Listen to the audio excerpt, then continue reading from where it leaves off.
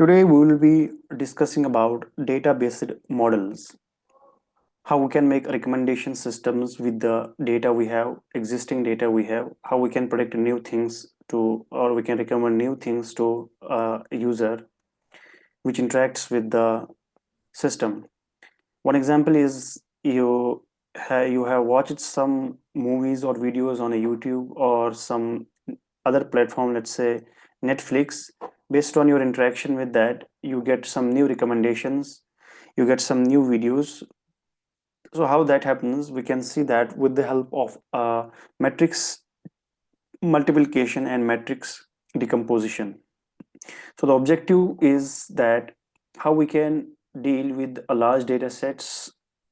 We can reduce the size of the data sets, and the information is still preserved in that data set. How we can extract information from the data organized in a matrix form. So how we can develop model based for data based models to make recommendation systems. The tool of choice here is singular value decompositions. Singular value decomposition is one of the widely used matrix decompositions throughout the engineering problems or some other domains. So what actually singular value decomposition is? Any matrix can be decomposed into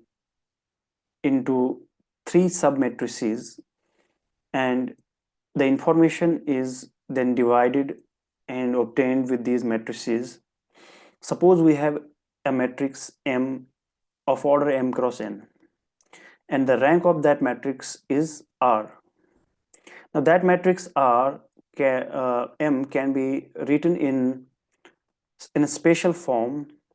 We write that M is equal to U sigma V transpose, where U is an orthonormal matrix, sigma is a matrix with diagonal sparse matrix with some of the diagonal entries non-zero, and V transpose is again an orthogonal matrix. So how do we obtain this is based on the eigenvalue decomposition of a matrix. The goal of today's lecture is to build the recommendation system rather than going through how to obtain this recommendation, how to obtain this singular value decomposition.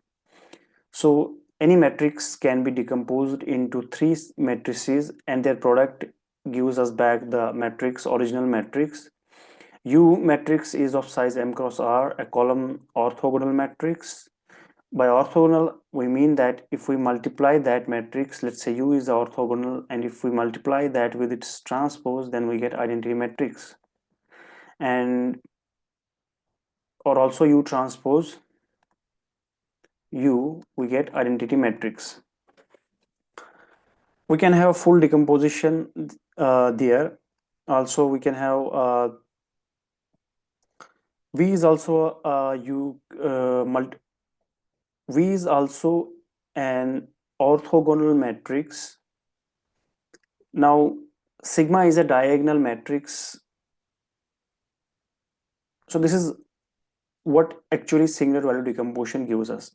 There are some inbuilt packages you can use to obtain the singular value decomposition of any matrix with any of the computer algebra systems, or you can write your own program to do this. The matrix M can be written in this form.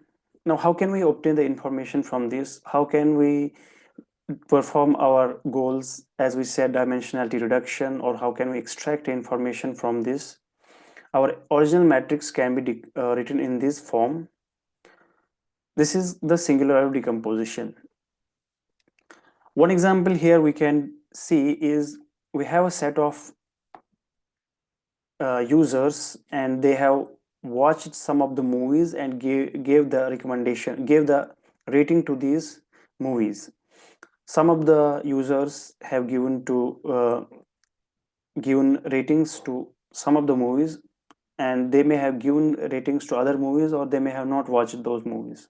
So based on that, we have this information in a matrix form. So this is our whole. On one side we have users, and on another side we have the movies.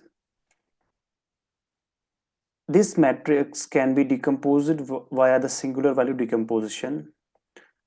Now we obtain three matrices U, sigma, and V based on the rank of the matrix. Now, if we look at this matrix, original matrix, this has only two linearly independent columns. The column rank is 2. As we see that the last two columns are same, first three columns are same, and these columns are independent to each other, linearly independent to each other. So the total rank of the matrix is 2. Now we get 2 cross 2 singular values matrix. The matrix consisting of singular values and the orthonormal vectors. These vectors are of unit length and they are orthogonal to each other. If we multiply these two vectors, then we will get 0. If we multiply these two vectors, we will get 0. And if we take the absolute value of this, the length of this vector, it's 1. So what do we get from this singular value decomposition? We got two values in the middle, which tells us that there are two types of hidden latent factors in this matrix.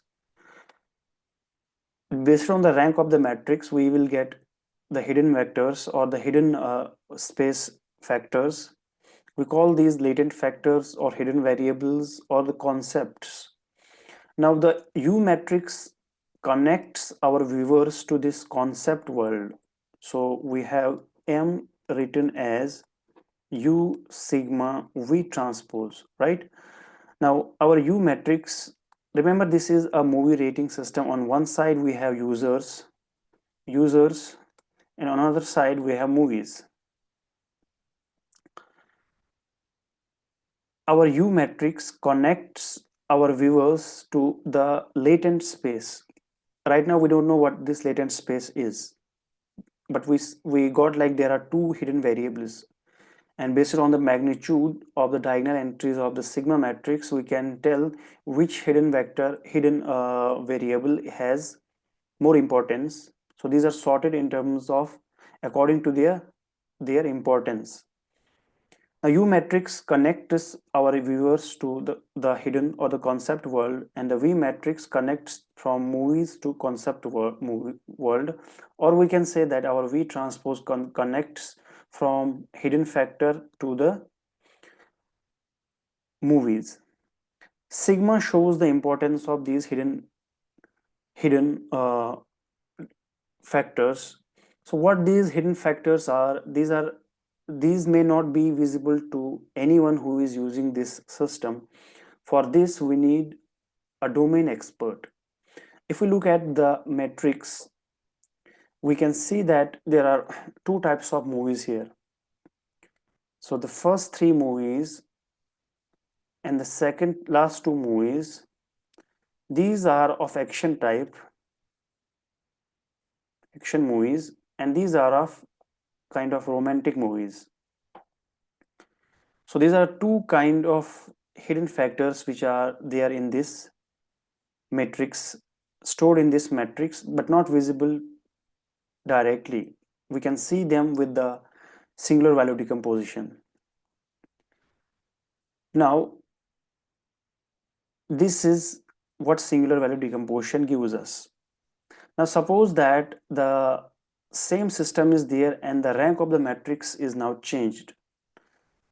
So we see that there are new ratings into this system, and this changes the rank of this system, which means now the dependency between the columns, number of independent columns is increased. We can see there are 3 independent column vectors here, or the row vectors. Now our matrix has changed. We will see the singular value decomposition. We will be, if we apply the algorithm for obtaining the singular value decompositions, we get 3 singular values.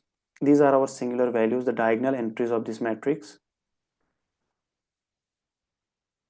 And we got the vectors which are connecting these factors, hidden factors with the the users and movies. Now, as I said, from the domain expertise, we found that there are two types of movies there, action and romantic movies. But here we got now three variables. So there's kind of mixture between these two. We got three hidden factors. We don't know what the third one is, but it turns out that the magnitude of this third hidden factor is less. If we look at the proportion of these hidden variables, we can see that the first one is having the magnitude of 12.4, then 9.5, then 1.5. If we look at the relative proportion of these things, then we can decide how much proportion of information is in the first singular value and in the second and in the third respectively. So now our singular value decomposition tells us that if we drop the third singular value, if we drop this entry as it's containing less information as its magnitude is seen, then we can have a reduced singular value decomposition. And if we multiply back these entries, then we got a matrix which is not exactly our original matrix but a little bit changed. Instead of 1 we are having 0.93, instead of 3 we are having 2.93, 4 we are having 3.92, and so on. The system is now changed as we drop one of the singular value from this sigma matrix and its respective vectors from U and V matrices. We got a reduced singular value decomposition. This is where the concept of dimensionality reduction is there. So, but the question remains, how many singular values should we retain? The rule of thumb is that if 90% of the energy in each of the factor is retained, if we retain the number of singular values such that 90% of the energy is contained in those number of singular values, then we can store those many number of singular values. If we directly calculate the proportion, we can go for that, or if we square those singular values and look at the proportion of the singular values, the proportion of information they contain. So in the first example, if we if we take all the three singular values, then the total sum is 245.70. However, if we drop the third one and compute the proportion, now it's 244.01, which is greater than 99% of 245, which means considering all the singular values. So this is why the dimensionality reduction comes. Now the question is, how can we recommend a new user some movies? Suppose one of the users, say Siddharth, is a new viewer and he has watched only one movie, say Pathan, and his rating is 4 and 0,000, because we don't know his rating, so we take it as 0. With this rating, can we suggest him some new movies? So what we will do, we will take this vector Q, since this is a movie rating of a user, we will map this user to a latent space. Now our latent space V matrix, multiplying this Q with V matrix, we got the representation of this in the latent space. It turns out like the user likes the movies of kind 1, the action type movie. This guy likes movies of concept type 1, the hidden factor type 1. To go back to the movies world, we will multiply with the V transpose and we obtain the new representation of this vector as 1.35, 1.35, 1.3500. Now based on the values of these entries, we can recommend the movies 1, movies 2, or movies 3. This is called the content based filtering recommendation system. There are some other filtering recommendation techniques called collaborative filtering, where based on the based on the user's behavior and its neighbors, what its neighbors have watched, we can recommend him the same content. So you can explore more about it. This completes the recommendation system basic.